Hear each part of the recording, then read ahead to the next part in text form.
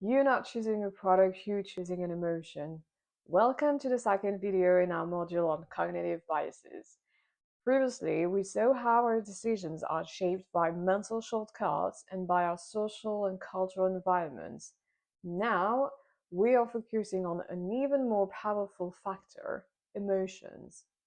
Emotions dominate System 1, and they act before System 2 can analyze anything. So even when you think you're making a rational decision, emotion often leads the way. And this is what we call the effect heuristic. We give more value to a product or brand that makes us feel something positive, like pleasure, safety, aspiration, accomplishment, or prestige. Let's look at some examples. Nike doesn't just sell shoes, it sells the feeling of pushing your limits, achieving goals, and becoming a better version of yourself. Ads don't simply show the product, they tell a story consumers project themselves into. Chanel doesn't sell just a perfume, it sells a dream, a mood, a social image. The brand creates an emotional world that goes far beyond the functional nature of the products. Nostalgia with brands like Coca-Cola or Lego brings back positive memories and strengthens emotional attachment.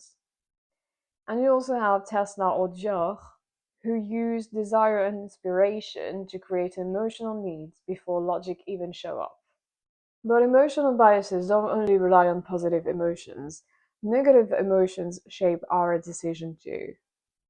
For example, fear, used in insurance or cybersecurity ads. Fear triggers an immediate reaction and pushes consumer to act fast. And research backs this up. According to Harvard Business Review, emotional ads are remembered twice as much as rational ones and directly increase the likelihood of purchase.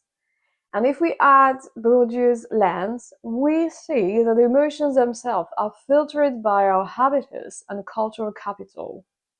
So a campaign that sparks desire in one social group may leave another one indifferent.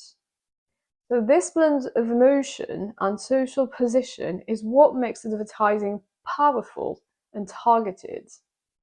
Now that we understand how emotions shape our decisions, let's look at another powerful driver, the influence of others and social codes.